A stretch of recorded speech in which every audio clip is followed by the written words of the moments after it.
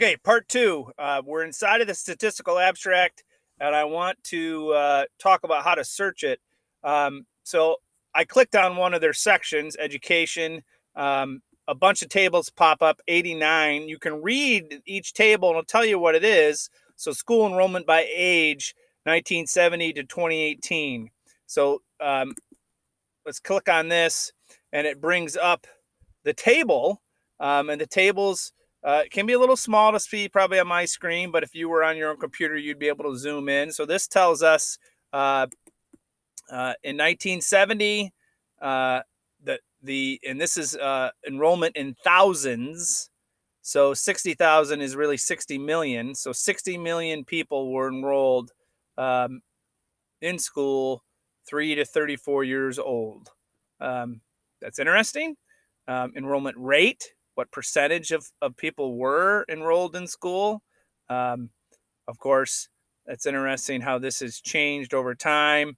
In 1970, uh, if you were 20 and 21, 30% were enrolled. Now it's 54% of 20 and 21-year-olds are enrolled, which is fascinating. So that tells you there's a drop off right there. 69% of 18 and 19-year-olds are enrolled in college, or enrolled in some kind of schooling. That's an interesting statistic that you can use um, if you're writing about education. Again, it's going to be your job to figure out which one of these tables can work, but that task, that act of finding raw data that then you can put in your essay and will help us feel, know, and believe some point in your essay is the whole point. That's why it works. Now, a couple things that are nice about this. Um, the statistical abstract has the source. The citation is made for you, MLA and APA right down here. The citation is made. So that tells you exactly what to signal in with and what to signal out with. You would signal in with the ProQuest Statistical Abstract of the US 2020 online edition. That's what you would signal in with. And you would signal out with the Bureau of Census. That is what would be in parentheses at the end of what you used. I always like to show students the following chart. Um, educational attainment. Educational attainment. So this is data about who's attained what. And if you look at this, educational attainment by race, Hispanic origin, and sex, 1970 to 2018. It's pretty fascinating. It'll tell you. I've often made the point that people are surprised only 30% of Americans have a 4-year degree or a college graduate. So we could see that in these numbers. So down here, 34% of males are a college graduate.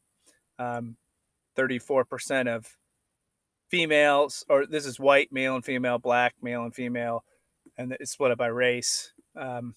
So we can see these numbers. This is high school graduation.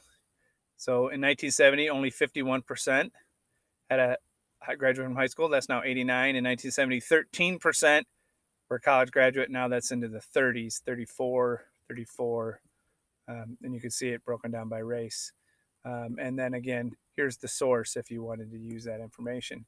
So this is a students, when students say to me, "Oh, I can't find anything. I don't know. I can't find anything with a database." There's always something in the statistical abstract that can connect to your essays. So you need to really think about it by paragraph. Okay, so if you're writing about what are the effects of having a parent with substance abuse, you need to make the first attempt will be, well, what's your first effect? What's the first thing you're talking about? That's the first place where you're going to possibly add research. So one of the effect, a student's writing this essay right now and been working with her, and one of the effects is there's an exhausting cycle. And she talks about how her mother really struggles and then does better, and struggles and does better. Finding information about repeat substance abuse would be in the data.